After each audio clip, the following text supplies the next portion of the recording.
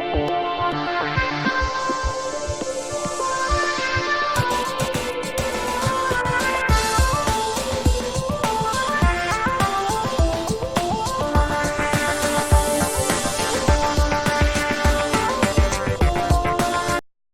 La Dungeon!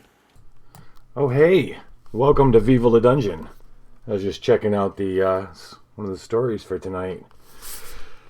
I'm Kevin from Level 9. Tonight we're going to be talking about the game Puppetland. To start off with. Then we'll be covering a kick-ass adventure by Dungeon Crawl Classics a little later. First up, if you will, indulge me, I'm going to start some music up first. I remember it this time. Okay. Alright. And then I'm going to read us a little story. Won't take long. The story is called Punch, the Maker Killer.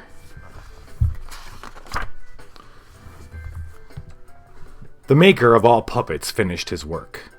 His new creations were complete. The maker kissed Judy's forehead. Judy opened her eyes. She looked at Punch. Her heart got bigger. He was the one Judy was made to love. The maker kissed Punch's forehead. Punch opened his eyes.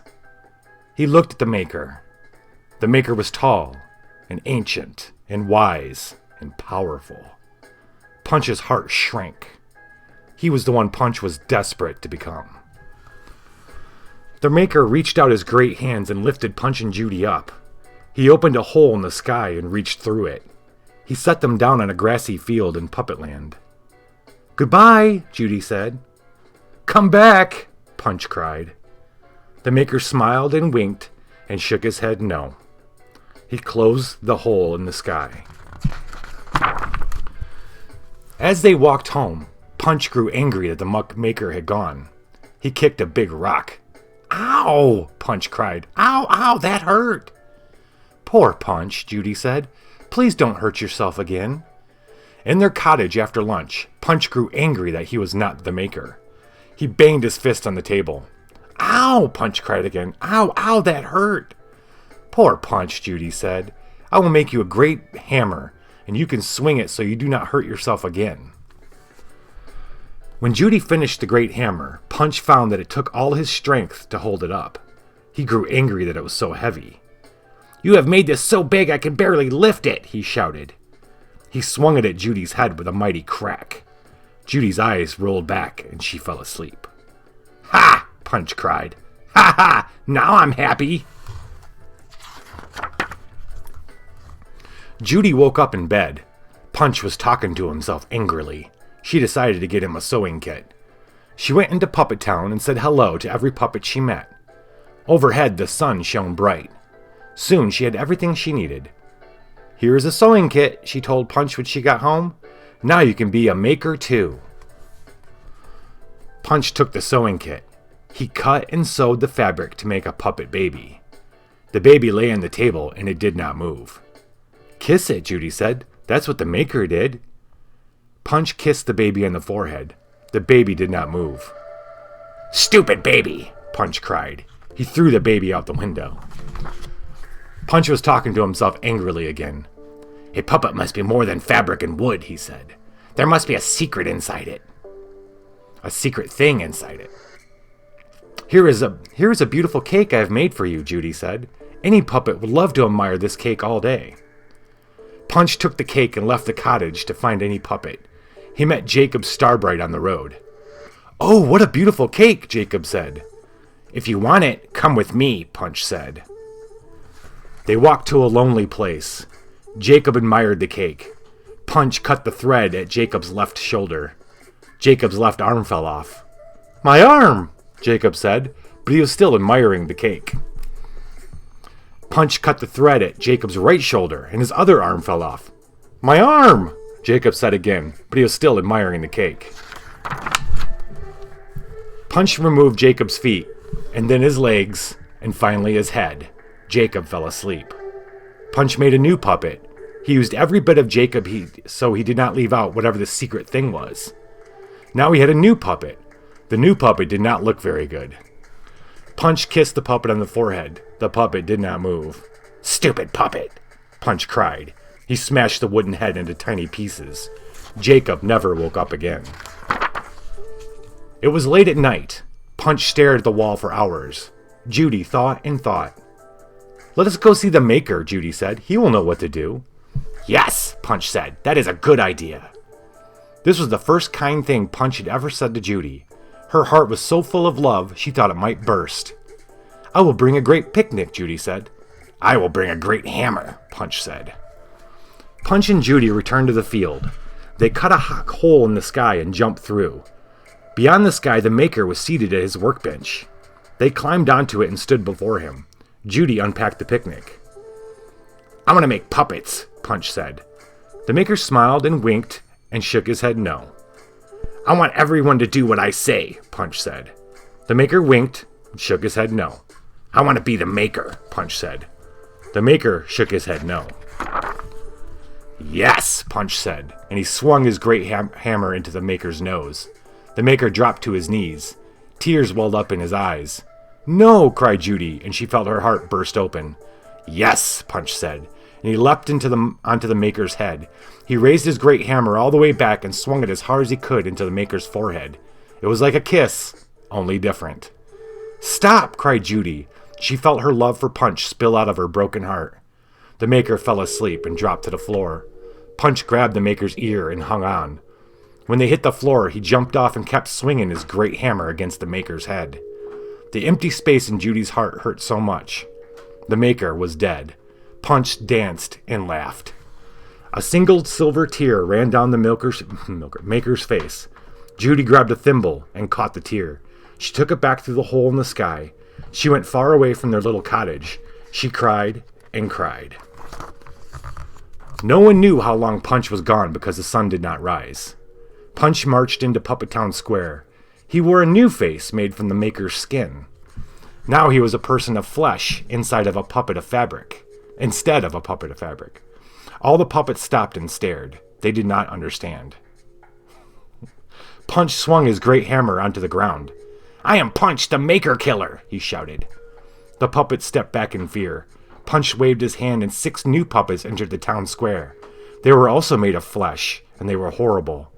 "These are my boys," Punch said. "I am the Maker now." Some puppets cried. Punch waved his hand again, and 20 nutcrackers entered the town square. "These are my nutcrackers," Punch said. "Obey me, or they will hurt you and kill you." The nutcrackers marched towards the crowd. The puppets ran away in fear into the dark night. Punch felt his heart grow with pride at all he had done. That's not the end. Judy sat with the thimble in her lap. She rocked the tear back and forth.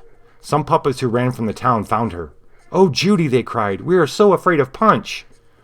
"You are right to be afraid. Punch is a very bad puppet. In fact, he is the worst puppet ever." "But what can we do?" they asked her. Judy thought and thought, and she looked into the thimble. The tear sparkled, and she saw the Maker looking back at her. "We hide," Judy said. "We hide and we hope. We hide and we hope. And one day the sun will rise again." They all held hands. They tried to hope. The long night of Puppetland began. That is our introduction to the world of Puppetland. This is a storytelling game, a classic because it was actually created in mid-90s. And the creator sold a bunch of them back when he created them, and it got really popular online, I guess. And then he went off and did other things, stopped making games, and then he came back and kickstarted it, and that's where I got it, was on Kickstarter. This fabulous hardcover book with gorgeous freaking art in it. Like, very morbid, crazy art. Because Puppetland is basically a poka-paka. Hey, Last War Poodle, by the way, thanks for joining. Yes, over here. It's a post-apocalyptic story, basically. It's a land that's always in its internal darkness now, ruled by evil forces. Their god has been killed, and one of them actually killed their god, and there's not much hope, right? But they're puppets. So a great way that the guy who wrote the game kind of described it is in the back of the book, some of the things. That Puppetland is a game about children and what happens to us as children. And the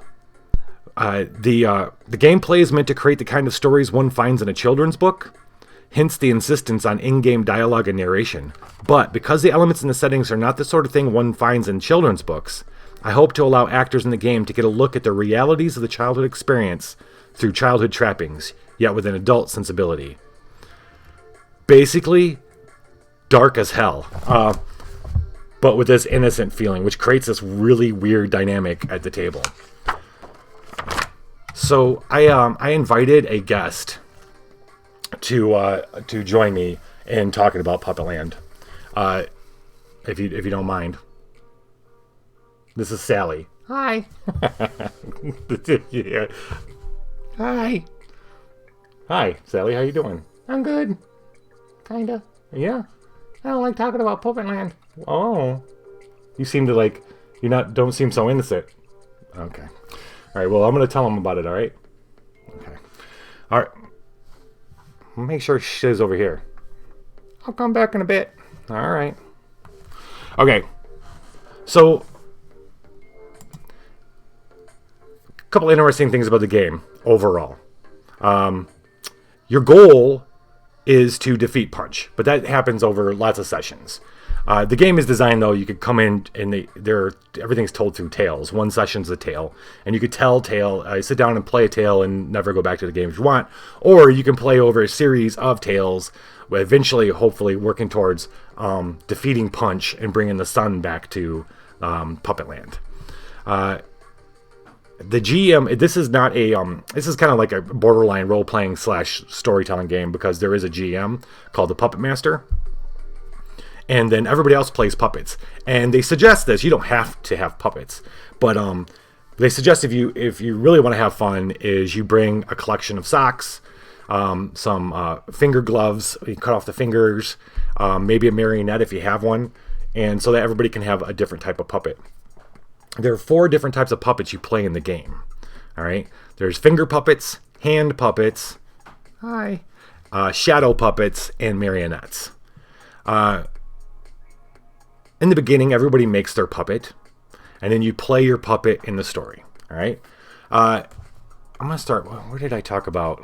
Where did I want to talk? Consulting my notes. Oh yeah. We'll talk about puppets first. Puppets? Yeah. So, a puppet character sheet. Puppets have character sheets, which is pretty cool. The cool thing about this system is how they treat attributes and stuff, and how they're tied to what you can and cannot do in the game, and how that kind of helps move the narrative. Every puppet has a name, right? And every puppet has a little drawing on this little jigsaw here. Depending on the type of puppet you are, a finger puppet's only 1 jigsaw piece tall, or you draw them in there. But you count all the jigsaws when it comes to your life. This is your life here. As bad things happen, you color in jigsaw pieces, and then if all the jigsaw pieces are ever covered in over the course of the sessions, then you. I don't think I'm going to be in the story anymore, guys. 3 things that describe a puppet: the what it is, what it can, and what it cannot do. All right. Is important because it kind of describes what the character is. So a finger puppet is short, slender, light, quite fast, and weak. And these adjectives are important because the adjectives actually help you determine, as the puppet master later on, determine how things should resolve when they're conflicted. Conflict resolution. I'm gonna find a little chart here to help explain that part, because I think it's a really cool and simple system that here. All the different. Let me move my. There we go.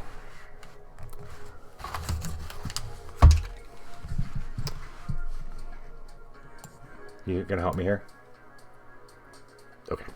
All right. So all the different verbs are like height is quite short, medium height, tall, quite tall. You see the little chart here. You got Build is quite slender, medium build, stocky, quite stocky.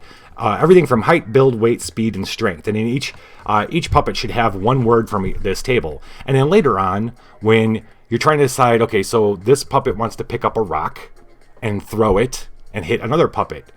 Well, you can decide, well, are they strong? What's their strength? Are they quite weak? If they're quite weak, they can't pick up the rock. Or if they do throw the rock or they try to pick up another puppet, well, is the other puppet in the same column? So is the other puppet weight is light, and the puppet is trying to pick them up is weak? Well, they're in the same column, so you can pick them up. Or if it's the other puppet is medium weight and your strength is weak, since it's in a column before, then it won't work. So it's a really simple system for figuring out physical things. Now, the can and cannots are a great way to also decide physical things, but also and things that they can do physically, but also mental things. So the baseline things, every puppet has different. Like a finger puppet, obviously small, short, slender, light, quite fast. A finger puppet can dodge things that are thrown at them, even if they're if they only see them coming at the last moment. It can move very quietly. They cannot kick things. It's a finger puppet. They cannot throw things or grab things because they have no arms or legs. Another example of like baseline things that puppets come with: shadow puppets. Shadow puppets are tall, quite slender, quite light, fast, and weak, and quite weak. But they can dodge things thrown at them by turning sideways. Kick things, throw things, grab things. They can become invisible from one other puppet if they are careful and cautious. They cannot kick, throw, or grab things that weigh more than a piece of paper. They can't, they can't get wet, because getting completely wet kills them. Now, so every type of puppet comes with its base standard things. Then once you pick your puppet, let's say we wanted to be a hand puppet, you would give them a name, like Sally Red Buttons. That's my name. And then you would add 3 things to each of those of your own deciding. Okay? For example, for a hand puppet, my hand puppets are medium height, medium build, quite heavy, medium speed, strong. That's their baseline capabilities. And then for 3 new ones, we would add, she's also very clever, she's quite pretty, and she's a show-off. And then she can do all the things that we listed before. She can dodge things, she can throw things, grab things. She's a hand puppet. But she also can do magic tricks by slide. These are things you choose. And you choose them by thinking about what other there's questions you can ask to figure out these things. Like for things that you can do. What unusual physical things can I do? What talents do I have? What can I do to other puppets? So for example, for Sally can move this back up. Sally can do magic tricks by sleight of hand. She can charm other puppets into doing her a favor, and she can sing very well, can't you? Mm-hmm. What she can't do, you gotta add 3 things here too. She can't swim very well.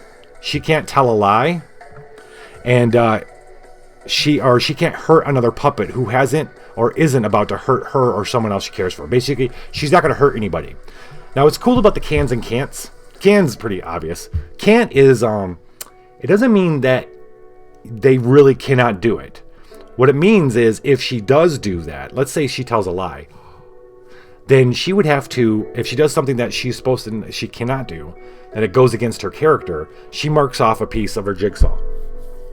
So you kind of take damage of sorts, or you just fade a little bit.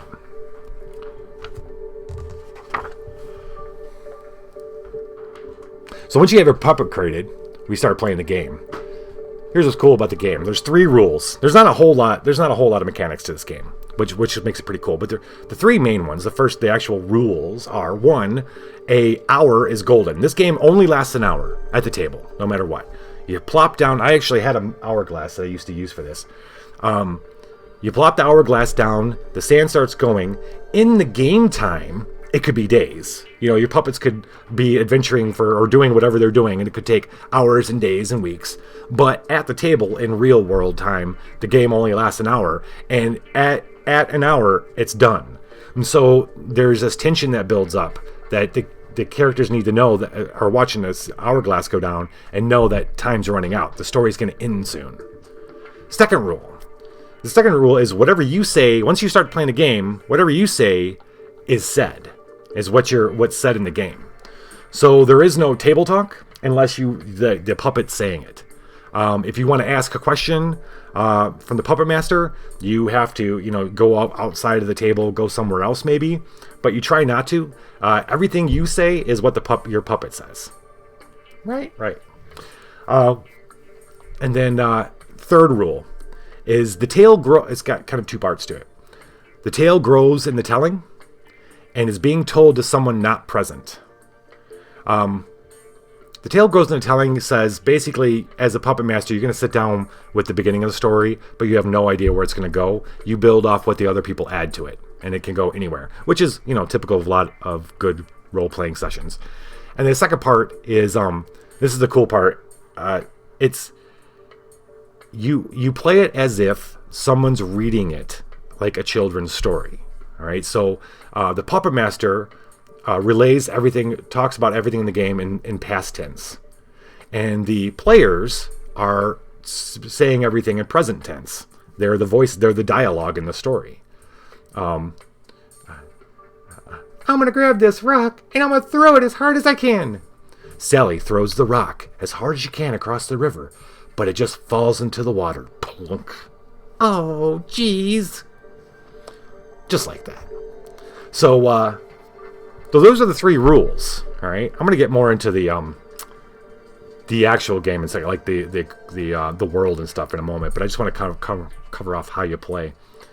And then finally, there's a couple different tools and then this is what you tell your players. There's a couple different tools that they have. It's creativity and drama. The more creative they are in coming up with what their puppet's doing and how they're doing it, the more likely the puppet master is going to let the story go in that direction. And then drama, anybody who adds more drama to a situation, that's big too. The puppet master goes wherever the creativity and the drama comes from. If you're not adding creativity or drama, then most likely the story's not going to be going in a direction of your choosing. And then finally, there's like I said, the puppet master narrating the story. Right? Yeah. Right.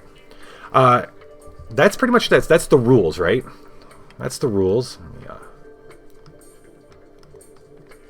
Let's talk about Puppetland. I'm gonna fill in. Let's look at some of this art and talk puppets. So, Puppetland is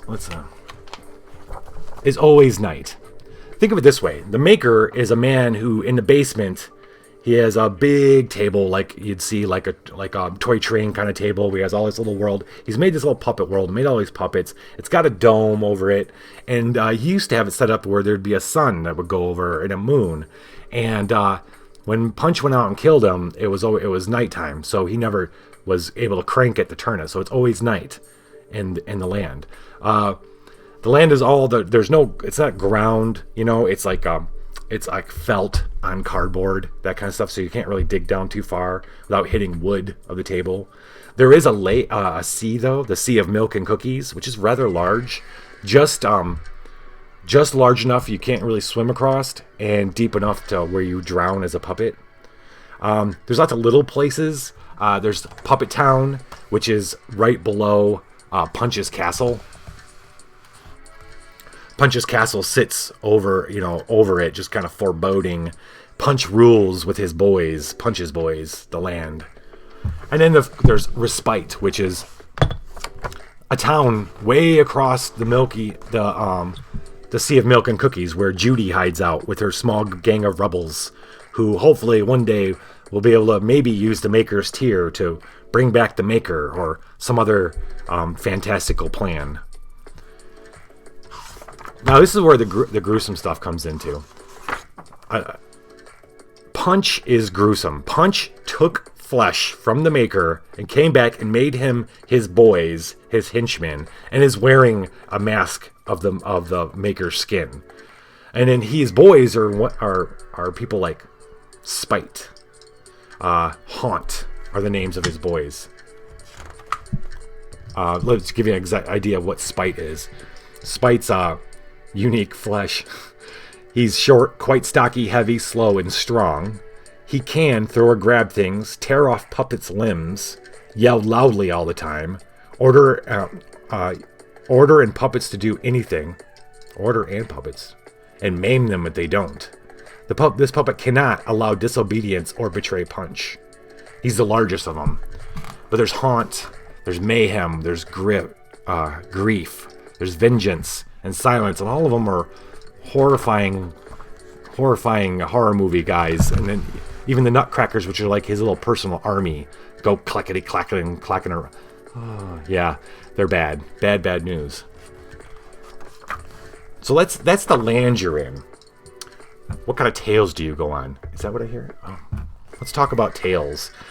The Kickstarter version of this, and I think you can get this at retail too. I would suggest picking up if you're into collecting this sort of thing, because it's very cool. The Kickstarter had a bunch of well-known writers and game designers create scenarios for it.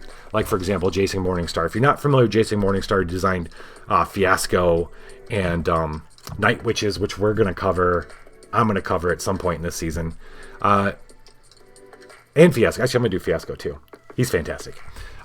Very prolific creator and writer. But he made one called Punch Village. His book is full of tales that you can play. For example, the Punch Village. What is the ante here? A hand puppet named Sally Shoelace went to Punch's village, Punch's little model community, in hopes of bringing all the residents to respite. It would have been a major coup for Judy and a humiliating disaster for Punch, but Sally did not return, and Judy was worried. Had Sally's shoelace been captured, or worse? Yeah, at the foot of Punch's castle is Puppet Town, is a charming little neighborhood of happy finger puppets, part of a match set. Now missing a few pieces, the poor dim puppets were happy to go about their cheerful, small lives as a model of how to live in Punch's eponymous village. Every story, every tale has its villains, big villains and small villains. Everyone has its innocence, has its MacGuffins, and then the set pieces. I picked tonight, just to kind of mess around, one called Boys That Play. I believe this is the author himself, John Scott Tynes, right? Yeah, John Scott. If you want to look it up, John Scott. There we go, John Scott Tynes. This is a scary one. Yeah, it's okay, Sally. What's cool about Boys That Play? I think this might be the first one. Is it the first one? So the premise of this is it opens up with you're in the middle of the Puppet Town square.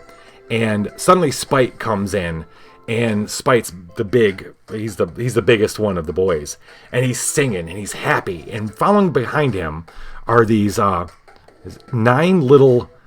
What they actually are pieces of flesh sewn, like little strips of flesh sewn up crudely with little holes on both sides, and they're like kind of coming along behind him, and they're going up and taking bites out of everything around them.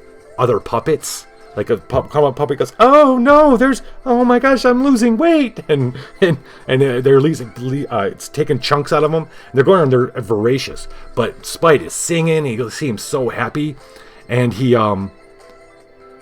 and then there's this for some reason there's this wind that's happening, this wind that's whipping around and blowing things over, and it's just at the most inopportune times. It's like flying and knocking people down. We don't know what's going on. It's almost chaos. It's not almost, it's chaos. Come to find out, and this is what we find out through the playing, is that one of Punch's men, Silence, he can take off his skin and go around invisible. Well, one of the times they took off his skin, Spite decided he wanted babies. So Spite took his skin and cut it up and made little babies out of them. The problem is, the babies... Yeah, it's pretty messed up. King Fishy! What's up, buddy? Who's this guy? It's Fish. Do I know him? Yeah, you know Fish. Don't you know Fish? He's friends with Zidilak. Ah, yeah, okay. I love Zidilak. Yeah. All right, so this is how dark and demented this gets. the babies, because they're little abominations, are eating everything, and they're going to eat the whole world. In this adventure, and it even says the ante is, if these babies aren't stopped, they're going to eat the whole Puppetland. And everything, all the copies of the game should be burned, sold, recycled, and buried after this. And the people who played that game, if they fail in their efforts to stop the babies from eating the whole world, they may not play Puppetland together again, ever. That's how dark this one actually gets. How will we do it? I don't know. But here's a good example of gameplay. So I'd say, Spite has come in. Spite's one of Punch's boys, big guy, nasty. He's singing, and he's got this weird makeup and stuff on his face. Not makeup, he's found things to put, because what he's doing is he thinks mothers are beautiful, so he needs to be beautiful. So he's put stuff on his face, and he's very happy. So he's walking around town singing, la la la la, terribly off key. It's terrible. It is. And what are you gonna do? I mean, okay, let's say, and then Spite goes singing, and we've got to do something. The puppets must do something. Something must be done before those puppets, those little babies, eat everything in sight. I have a plan, Sally says. I have a plan. I'm going to sing with Spite. Because she's very good at singing. I'm going to sing with Spite and keep him distracted. While the chat grabs the babies. Okay. So Sally goes out in front of Spite, and joining in his song, she sings, and then we let her come up with whatever song she want to sing. La la la. And that's what she does. She's good at singing. So the narrator say, Spite, overjoyed that someone would begin singing with him, joins in singing and enthralled, and goes twirling around the square in a bizarre dance with our friend Sally. While Chat takes the little babies and scurries away with them, luring them away with food. Hey, collecting bricks, hola! Luring the little flesh babies away with the promise of food. But Spite turns, after the song is over, Spite turns to Sally, and he looks around, he goes, "Where are my babies?" Now, as the puppet master, it's my job to create tension wherever I can. So if you remember, Sally can sing, she cannot lie. So she's like, "Why, they went that way." Sally did something she had never done before. Sally lied. She told Spite the babies went in one direction when we know that Chat took them in a different direction. So we've got to mark off one of Jigsaw pieces for Sally because she did something she's supposed to not be able to do.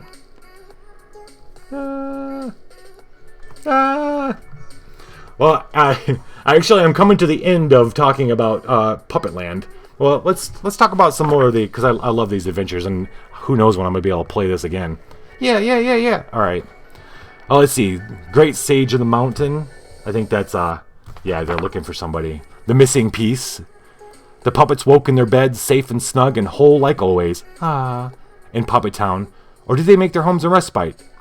As they began to go about their business, they heard the rattle of the wheels of a giant cart and the clack, clack, stomp, stomp marching of the Nutcrackers. The Nutcrackers were guarding a delivery cart that carried a gigantic pie. Pie? Yeah. Bigger than any puppet, with faint cries for help coming from inside. Help, help, oh help, I've been baked!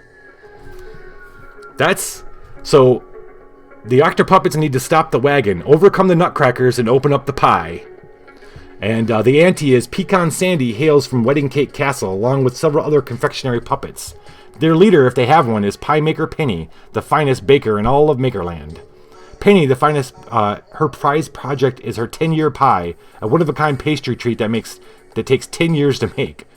It was to be completed just a days ago when Penny discovered that a thief had stolen a piece of the 10-year pie. In a rage, she had begun an inquisition, and no one in Wedding Cake Castle is safe. Pecan Sandy insists that she is innocent, as have been the other puppets who have been accused before her. The actor puppets have 1 hour to solve the mystery of the missing piece and restore peace to Wedding Cake Castle.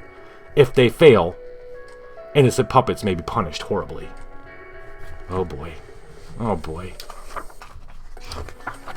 Let's check out some. For those of you joining, I will reiterate. Puppetland is basically a post-apocalyptic story game that only plays for an hour, where you play puppets in a nightmare world where Punch killed the maker, and he's made his boys out of the flesh of the maker. But you're puppets. You're innocent and childlike, and you have to deal with these crazy situations through the eyes of a kid, but with like crazy stuff that happens. Such great pictures of Punch. Such great pictures, period, really. These paintings are awesome. There's one of, there's a devil somewhere. He lives... Where's the devil? The devil? Yeah. This is cool. Ooh. Oh, I don't know where he is now. Oh, here he is. This guy, where's he live? Down below devil. One of Punch's legendary adversaries is the devil, who has always threatened to drag Punch down below to the fires of eternal torment. Oh. Oh yeah, I just got done explaining it, McTeddy. You're late. Me and Sally here. Kinda. Yeah. We kinda described it. Kinda. I've only been able to run it a couple times. It's super fun though. Super fun. And what's cool about it, it only lasts an hour. I know you're streaming. It's all good. Okay. That, my friends, was Puppetland. I'm going to say, you going to stick around? Okay. She's going to stick around. Next up, we're going to do a little update on Star Jumpers. Yeah, I saw the worst games ever. I saw those. So, Star Jumpers. All right. I open every week I'm going to open with Star Jumpers, talking about a different aspect of Star Jumpers. As a level set, Star Jumpers is my current project I've been working on a couple years. It's a role-playing game for children. Last week I talked about the 3 principles that guided me to creating the game. This week I'm going to talk about what Star Jumpers actually are. Star Jumpers are an elite team of good for the galaxy. Do-gooders of the galaxy. And they're called Star Jumpers because you're actually made of a piece of star. And then whenever the players sit down to play their first game, or a second game really, but they're all from our sun. They're all starlings from our sun. They're Star Jumpers because they can jump, because of their creatures of energy, they can jump from stars to stars. They can teleport. The only thing is they don't have bodies. So in the beginning, everybody picks a body, and the only thing you can pick is human at the time. And then you build your character based off of your body type of a human. Later on, actually once you play the first adventure, you start finding other alien body types you can be, and you can be those later on. Star Jumpers are led by a commander. Commander is like your game master. It's you. It's the whoever's reading it, whoever's the parent or whatever, the adult. That is the commander. And the key difference between a commander and a game master in a traditional role-playing game is that the commander is a little bit more plays a little bit more of an active role in the game than a passive one. So instead of a commander doesn't say, okay, you walk into their room and there's these 3 robots on the side over here, and there's something going on over here, and what do you do? The commander goes, you've walked in the room, you see the 3 robots in the cage that's holding the puppers. We need to neutralize those robots right away before we can rescue the puppers. Agent K, how are you gonna stop the robots? Or how are you gonna here they come? How are you gonna power them down? And then you're leading your team. It helps with children, especially, because what it does is it keeps challenging them with what they need to do next. And so there's not a lot of trying to think up, because if you let well, actually, you let adults do it too. Like, if you keep it wide open, the more wide is, what are you going to do? The wider and crazier things can get. It doubles and triples with children. So if you're leading them, and they don't care, they'll love it. They eat it up. You tell them exactly what you need them to do, and then they get to come up with a cool way to do it. And then you let them get crazy. I said that you can create one of the coolest things about the game that I really like is that I noticed when I was playtesting it with kids that at the beginning I was very traditional. I would you'd have your character kind of classes kind of deal. What was it? Character classes. It was it was just humans in the beginning, and you'd have attributes and you choose skills. That's what it is. But I noticed that kids every session I'd play this one or two groups. Every time we played, they wanted to create new characters. And then you got to admit, like, creating characters is like the funnest part, one of the funnest parts of playing a role-playing game, right? So I was like, well, wow, how can I work that into the actual game itself? So I went back and I kind of did everything around that idea.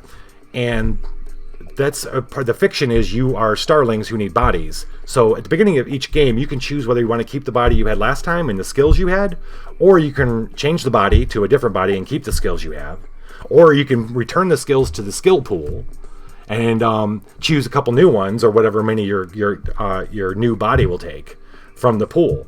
And then even when they're leveled up, your skills, and it's a skill-based game where you can level up your skills. You get upgrades. Those upgrades go back in the pool. So someone else might, if I decide I don't want to be an actor martial artist anymore, I'm going to return those, even though I have a signature move and I have the acting upgrade. And then someone else can decide that they want to create a new pupper character, which is a dog with 6 legs and 2 arms and a hand with thumbs. Then they're gonna roll up a new character, not roll up, but choose a new character and then pick skills from the skill pool.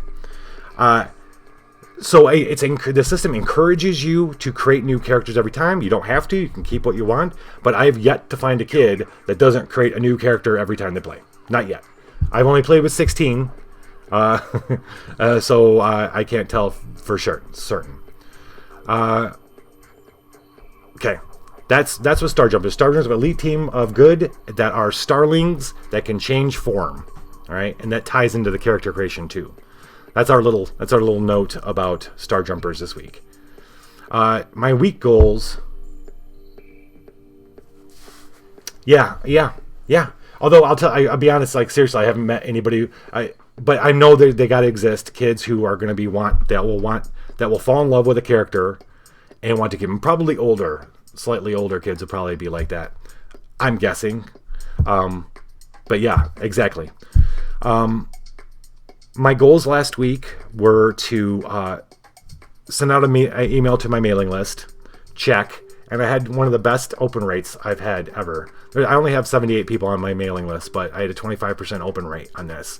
Just announcing that I have the rule set and the first mission up on Google Docs for people to read. The materials are available for playtesting. I also submitted the game to Reddit, and here is the link. And if anybody wanted to go and give it an upvote, that would be freaking fantastic. It actually did really well, and I've gotten some really good feedback and some really good responses. I was actually super, super hyped about the responses I've gotten so far. I also wanted to post on Board Game Geek, but I realized I didn't have the game made on Board Game Geek, so I submitted it, and it got kicked back, and I gotta make some changes. Man, they're hard asses over there. But not Board Game Geek, but RPG Geek. So I'm gonna get that submitted, and I'm gonna post. That'll be my goal. One of my goals for next week is to post it to RPG Geek. Sorry, and then I gotta find one other place to post it. I think I'm gonna post it on itch.io. I don't know if you guys are familiar with itch.io. If you're not, you need to check it out. It's a marketplace for lots and lots of indie video games, and there's a small community of tabletop role-playing games as well. It's a very, very cool place to check out or just hang out. So I'm gonna set the goals. The goals are gonna be pretty easy for myself next week because I want to digest some of the comments I've gotten in the Google Docs for the rules, tweak those. I want to submit the game to a couple different places. I want to find one new place. Oh, and yeah, that's the other thing I need to figure out. So first exposure room at Gen Con. Gen Con has the first exposure room, which is like, you basically, it's for games at this stage. You set up a little shop, people come in, check out, and they can play. It's a way better option than what I first thought I was going to do, which was just reserving some tables and then trying to get people to sign on to play it. I just got to figure out how you can, I haven't been able to figure out exactly how you can sign up yet, if it's possible, because you can't buy badges yet, so maybe you have to wait until you buy badges to get in. I'm going to figure that out. That's the other goal I'm going to figure out, is whether or not and how that's going to roll out. It's a little costly, but it's going to be worth it. Yes, remember, subbing on the channel. I'm going to be porting more missions over for Star Jumpers. If you're interested in playing Star Jumpers, then definitely sub, because then you'll have access to more missions. And I have news. Speaking of subbing, I told you last week that I wanted to work towards, I got 15, where do we got? What sub count we at? We're at six subs. I don't know if those are new subs, but I wanted 15 subscribers in order to open up the Lich's job board. The Lich's job board is going to be Lich run one-shot games that I want to do starting at like once a month or something. But I have new news, and I decided this like 2 days ago. My birthday is at the end of the month, and the Lich's birthday is at the end of the month. And I really want to get, before my makeup artist goes to the Renfest in Florida. He's going to leave in the beginning of February. Before he goes, I want to get all liched up and run a game. I'm going to run a special game. It's not for just subscribers. It's going to be for anybody, because this is what I want to do. And this kind of segues us into, actually, you know what? Before I do that, I'm going to turn it over to the Lich for Dungeon News. And then before we start Dungeon Crawl Classics, because it's going to segue really nicely into it, I'm going to tell you the plans. I'll see you in a second. Hello, monsters. I'm the Lich. It's time for Dungeon News. I want to say thank you to all of you who helped clean out Oh Shit, It's a Dragon's Lair. I have to admit it was a disgusting mess. Also, thank you for not taking any of the treasure with you. Oh Shit has counted all of it. Took him 2 nights. And reports that it's all there. However, he did say that whoever spelled out dragon booty and gold coins is, quote, an immature kobold dingleberry. That's Sir Kobold Dingleberry, leader of the dungeon, to you, Mr. Crab Dragon. Also, as you probably heard all last night, someone broke rule number 2. Yeah, Hup Hup the Goblin stole and ate a dragon scale. Look, goblins, I know you've made up a story about how dragon scales can make you big and strong, but it's not true, okay? Hup Hup has been up for 2 nights with really bad heartburn and keeps yelling, Colaxis Regretamorium! Which is, granted, really weird that he's saying the exact same thing that Santagora yelled when he ate a scale. So, this warrants an investigation. Fizrag, my apprentice wizard, remember him? Yeah, thanks for not eating him. Fizrag is going to investigate the weird effects of eating dragon scales. And I'm going to do some research and find out why this Colaxis Regretamorium is so familiar to me. Other than that, it's been a pretty slow week here in the dungeon. Who wants to have board games tournaments today? Haha, yeah? Yeah, let's do it. But no Catan. God, I hate Catan. Alright, that's the news. Viva La Dungeon. Thank you, Lich. So, February 1st, Saturday, February 1st, at 6:30 PST, 9:30 EST, is going to be the Lich's Big Dungeon Birthday Bash. What I want to do, I want to get there are going to be 16 slots. I want to get 16 people into a Discord voice channel with a Lich front and center, and we're going to play a Dungeon Crawl Classics funnel. All right, 0 level funnels like I showed you last week. I'm going to show you another one today, where everybody's a peasant. You don't have to have experience with Dungeon Crawl Classics. You don't need to have a character, because I will provide that. And all you need to do is have a voice and some wanting to have some fun, just some passion to have some fun. And then here's the deal: the people who survive, all the survivors of the night, are going to be have a chance to win this big wrapped copy of Dungeon Crawl Classics. I've had this for a couple weeks now, and I've been wanting to figure out the best way to give it away. And that's what I'm going to do. I'm going to give it away to one of the. We'll randomly decide the out of the survivors at the end of that night. Fishy. More details are going to pop up in Discords. I'm going to be posting. I made a poster. I'm going to be posting in the Discords that I'm in, and coming into my Discord. I'm going to create a channel for anybody who's interested to come in and raise their hand that they want to be part of it. It's brutal, as you know. The funnels are brutal, so the chances of you winning and or sticking around are low. Right? Lots of people are going to die. I love the idea. I have no idea how it's going to go. I really don't care because I just want to have fun. I'm going to be all done up as the Lich. I don't know how chaotic it's going to be with 16 people in Discord. We're going to have, I know that you can, I've got a mod for rolling dice in the Discord, so people will be able to roll the dice to, and I'll be able to see, and we'll just see what happens. And with that, we'll kind of go in, and then remember, you get to win this bad boy. Look at this big old book. It's so gorgeous. It's beautiful. Speaking of dice, here's a little thing. Here's a little thing to learn about Dungeon Crawl Classics. They have their own. They have what's called the dice chain. The dice chain is a way for you know how like 5th edition has advantage and disadvantage. Well, the dice chain kind of is their system for advantage and disadvantage. Some things might happen that move you up the dice chain when you're trying to roll to do something, or might move you down the dice chain. And the dice chain is like 2, 4, 6, 8. 10, 12, 14, 16, 18, 20, 22, and then 30. I think it jumps to 30 maybe. And those are all the different types of dice you can roll. So let's say something happens and you're moved up the dice chain from a 10. You've got to roll a d10. Well, then you need to roll a d20. But what happens? Actually, the dice chain is a little weirder than that because there's 5. Anyway, there's all these weird dice that you can buy special from them that are like, this is a 1 to 3 die. This is a 1d7. This is 1d7, I think. This is a 1d30. 1d30. McTeddy, you're talking about the yeah, you should be one of the peasants. This is a 1. This is the 1 to 5, I think, or this is just a weird 1d4. Anyway, they have these cool weird dice. These you gotta buy separately.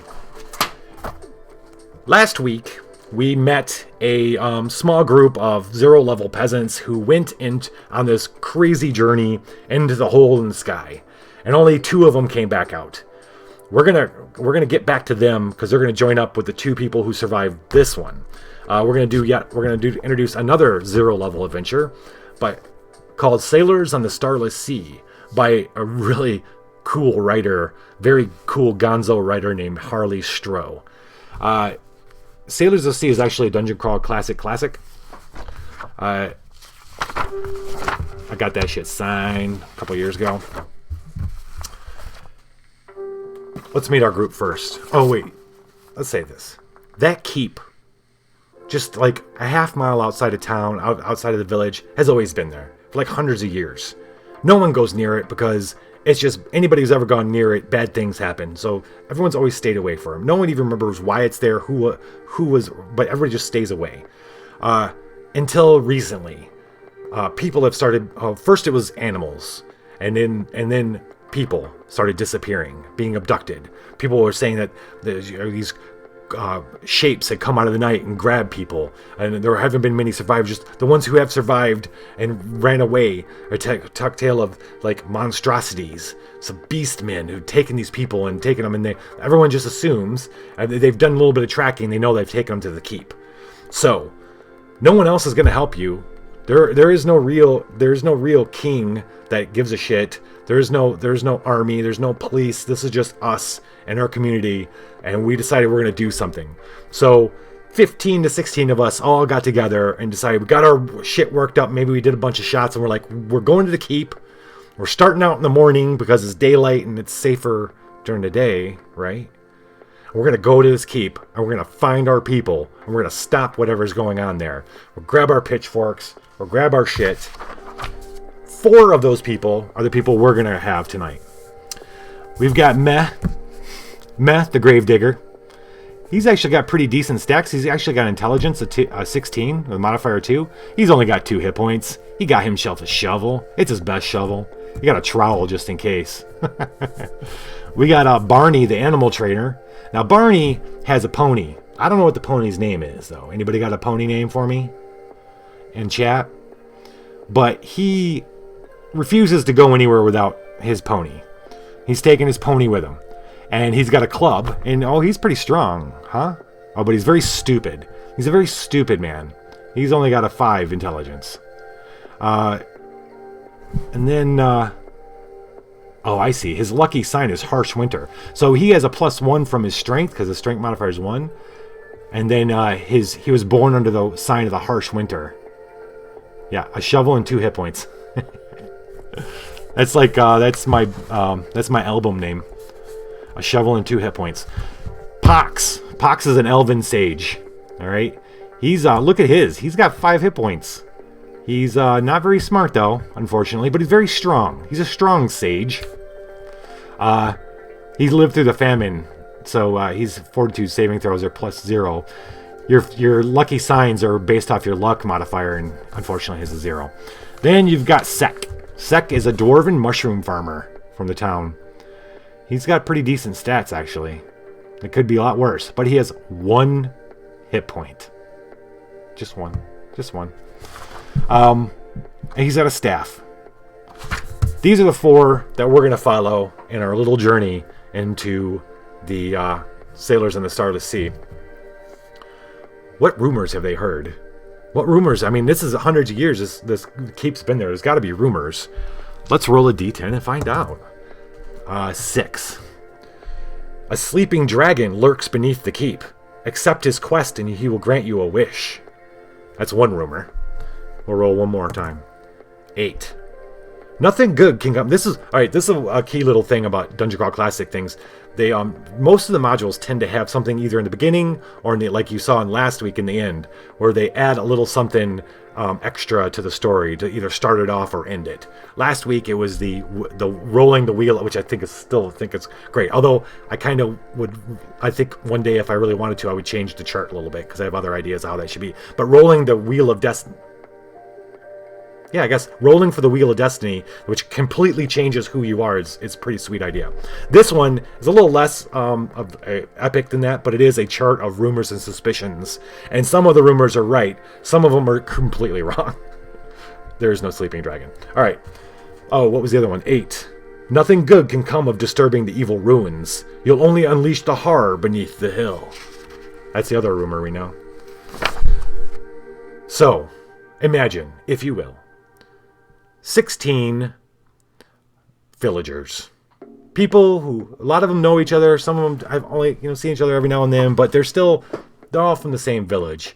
But they've got their ragtag, shovels, rough clubs, a staff, pitchforks here and there. It's the morning sun is already hot. The bugs are biting, kind of draining away your resolve a little bit. I mean, you're still a little hepped up. You're looking around. Everybody's like strong because there's 16 of us. And we start milling down this old, overgrown dirt road that leads up to the keep. As we go, the road itself, just getting to the keep, turns out to be a horror show all of its own. And right away, we're shown that maybe we should have stayed in our village. Because as we start coming up, we see the keep in the distance, but then we see off in the distance like these, it looks like a couple poles, and those are bodies hanging from them. They're stuck on the poles, and you get closer, and they're wrapped up in these vines, it looks like, and you never see vines like this before. They're thorny, and they're thick leaves, and they're going in and out of the bodies, like in their mouths and out their eyes. And is that the Smith's son? Oh my god, that's poor Core. That's poor Core. And then, wait, is he moving? Is he jerking off the whatever stick or whatever the hell he's on? And then these two corpses come shambling off, driven by the vines, these vine horrors. And our first taste of this adventure are these two zombies of these people we know attacking us on the road. Someone probably dies. out of the 16. Someone, at least one person dies. Not out of our group, though. At least one person dies. Maybe more. We have to decide, do we want to bury them on the side of the road, or do we leave them in the dirt and in the afternoon sun? What more can happen? So maybe we take a break, and the grave digger digs a grave. Maybe someone else's shovel, and we dig for our friends and the two corpses of our village mates. And then finally we start back off to the keep. As we go through the portcullis, the ancient portcullis, into the keep, and the courtyard's completely overgrown. As we're moving through, as the last person's going by, who was it? I had a name for this guy. Oh yeah. The portcullis comes crashing down, completely chopping old Gregor's boy in half. And then the sound, you're just registering the grotesque sound of his body being ripped apart by the portcullis when you hear wild animal sounds coming from upstairs in the keep. Wild animals and scurrying, and you hear claws against stone. The courtyard there's a lot of interesting things in the courtyard, but there's only one real way forward and into the keep.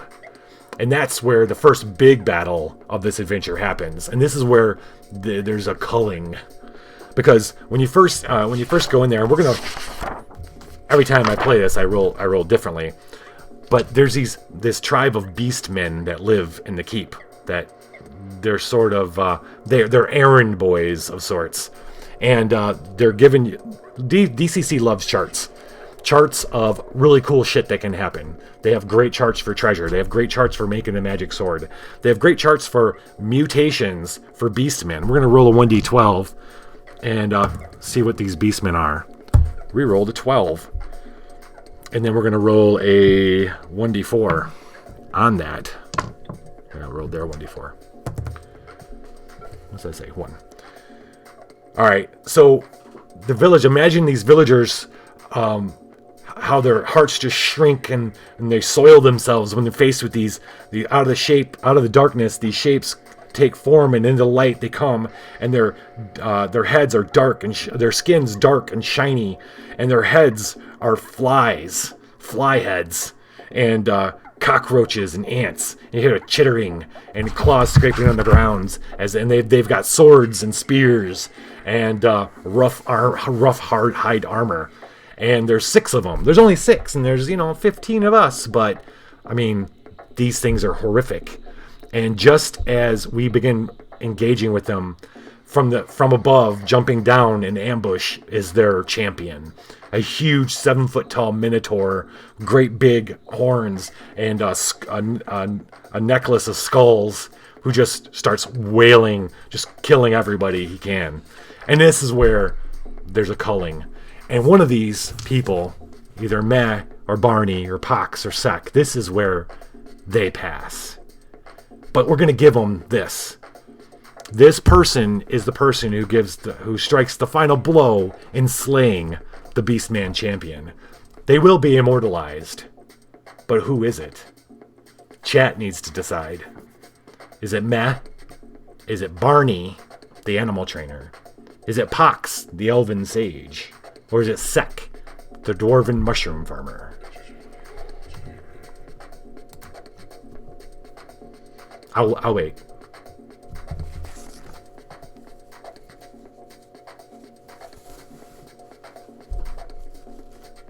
Can I pick?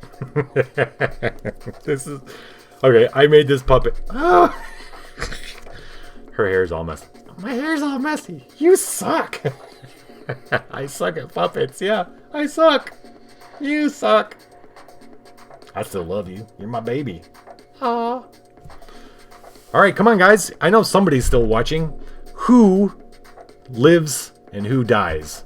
Do I got to make a poll? Wait, where's my keyboard? Let me see. That's it. Wait. Yes, here we go. Who dies?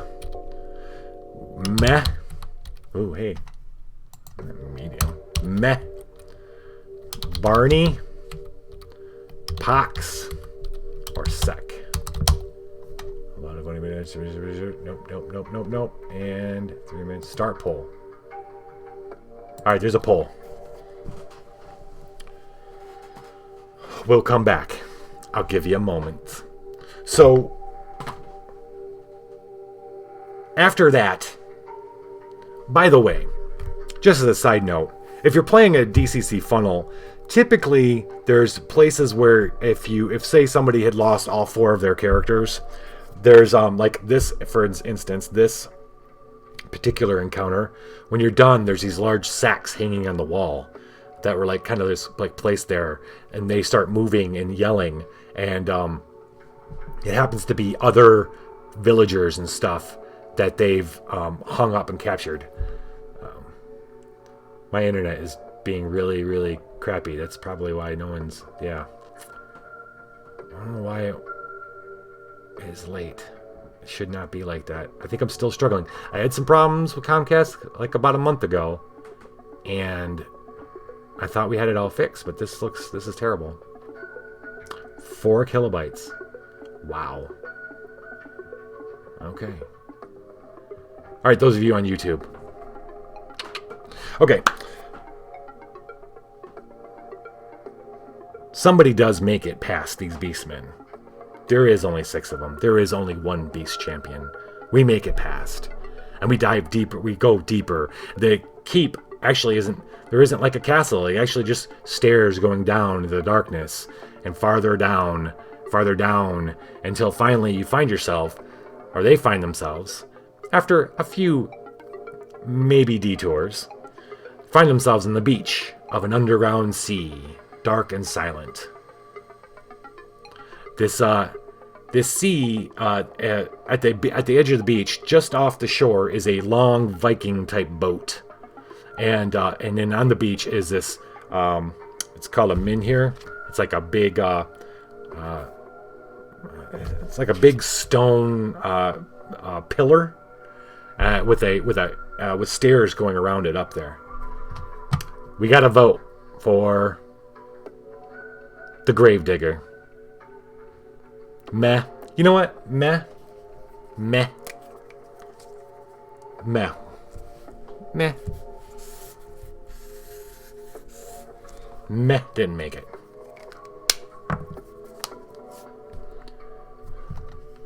Hey guys, I'm gonna tell these guys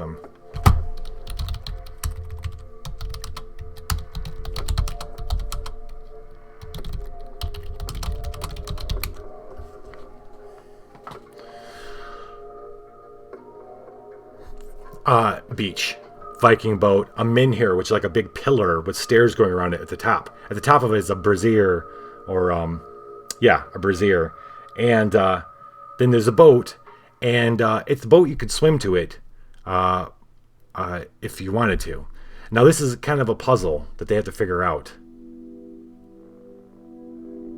Yeah, I'm not going to tell you the solve for the puzzle at all.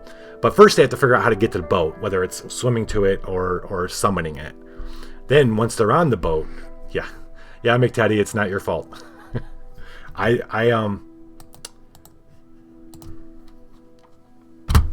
don't know.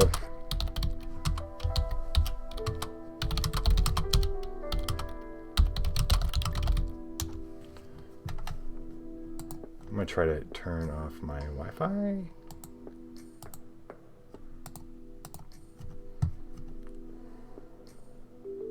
No, it's not Wi-Fi.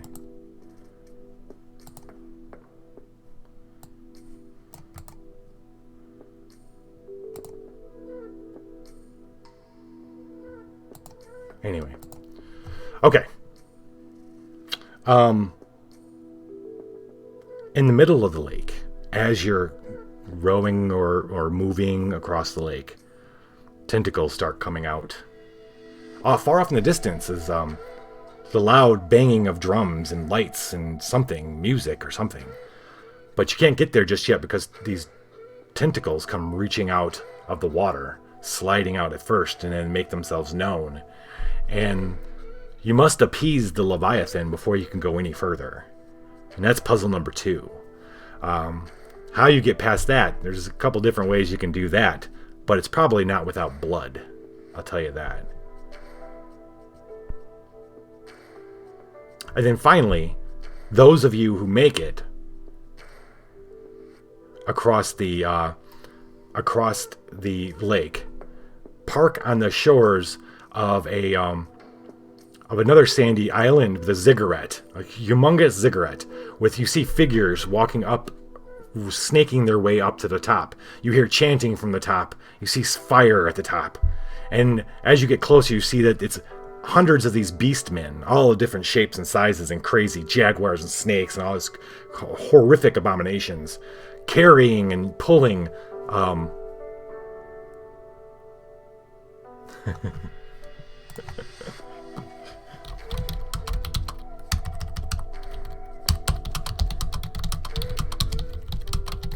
just telling them how bad.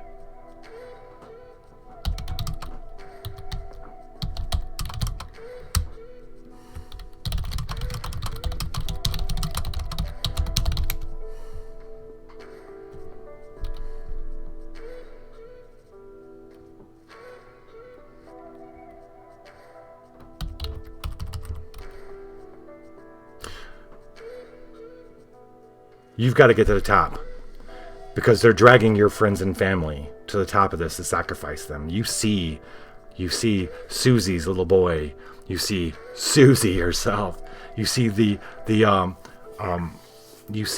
one merchant from the other town that's nearby.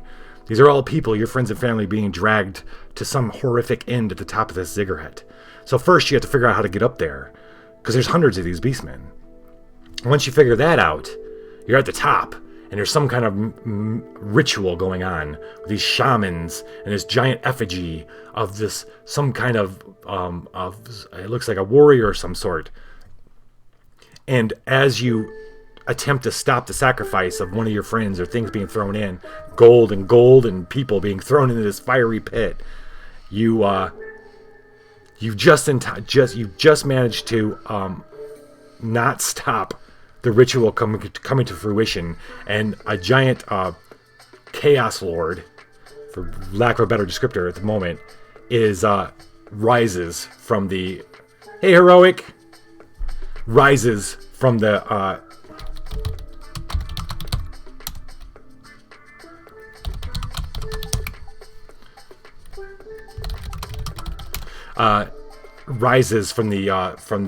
embers, and you've got a duel. So these let's recap.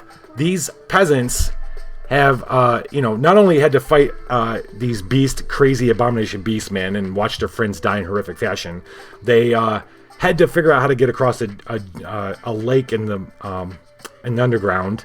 Had to deal with a leviathan creature, tentacles, and then we have to deal with the risen specter of a ancient chaos warrior, and all the beastmen that are helping these shamans try to raise him.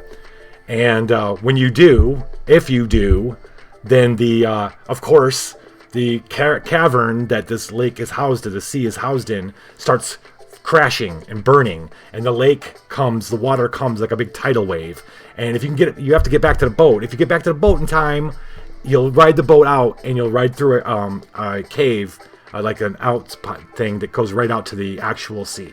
And you find yourself at sea, having escaped and lived survived the sailors of the Starless Sea.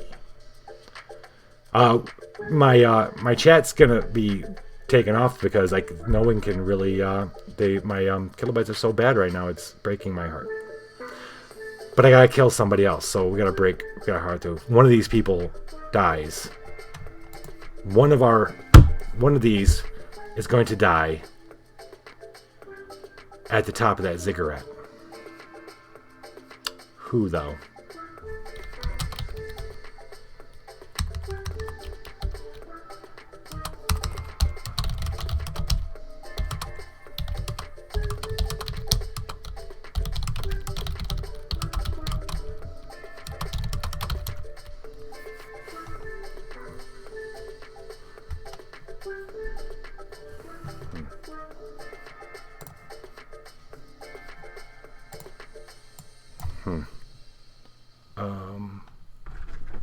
There's nothing I can do to help this either. Fantastic. I need to kill somebody. We're going to kill it so I can carry on.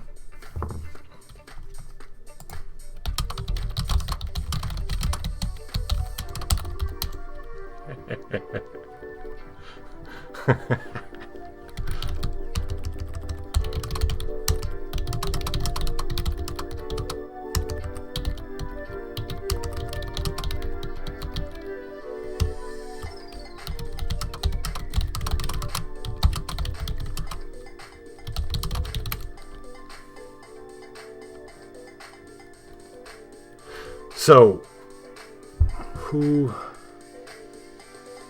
Oh, we're going to leave it up to the die. We're going to leave it up to the die. We have 3. And we have a 3-sided die. Well, it's not 3-sided, but it's a 1d3. 1, 2, 3. And...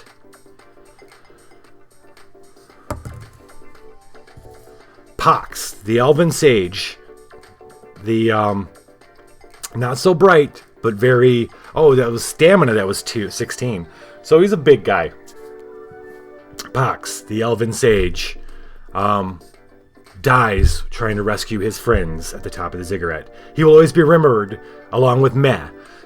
These two are going to go back and they're going to find that they've unlocked something that some kind of thing inside them that wants adventure, and they're going to go off to adventure. The rest of the villagers are going to trade stories about the people who gave them their lives to bring down the evil in the keep outside of town. Meh and Pox. Meh by defeating the great beast champion, and Pox by sacrificing himself to save his friends at the top of the ziggurat. A fitting story. These two, here we go. We're going to rejoin these two and our friends from the last Fobar and Illiren. We're going to join them. And we're going to join them. These two, this is going to be our party right here, actually. We're going to level them up. We're going to take them on our first level adventure next week. All right, let's finish up with some Stream Team news. All right, so Stream Team news for the Drunken Adventurer Stream Team. There are the TT2KB crew, who does the Everstorm and Terror in Treefall, which is Terror in Treefall is a Zweihander role-playing game system game. It's really cool, horror kind of oriented. Those will both be back in a couple weeks, so I got nothing to say right there. They're kind of on hiatus. Airlaser and her crew are going to be doing, if you haven't checked out the Mines of Flandavar, I think I said that right. That's that introductory adventure that comes with the newer box set. If you haven't checked that out, I know anything about it, check them out. They're going to be playing it Friday night. And then Saturday night, we're going to be rejoining the ladies, Savannah and Evangeline, in Apocrypha adventure card game. They are at I don't want to say at war, because they're not trying to be at war with Mother Gaia, but they are having some trouble with Mother Gaia. There's a lot of tension there. You could say. So they're going to be dealing with more terror in New Orleans. And then, of course, on Sunday is Drunks and Dragons, and the boys have, I think they found all the gems they were searching for, and I think they're going to be dealing with a lot of people wanting to test them. I think that's what's going to happen. So there's going to be a lot of testing going on, a lot of fighting going on this next Sunday. So check out Drunks and Dragons when you can. On Sunday, 7 o'clock Pacific Standard Time.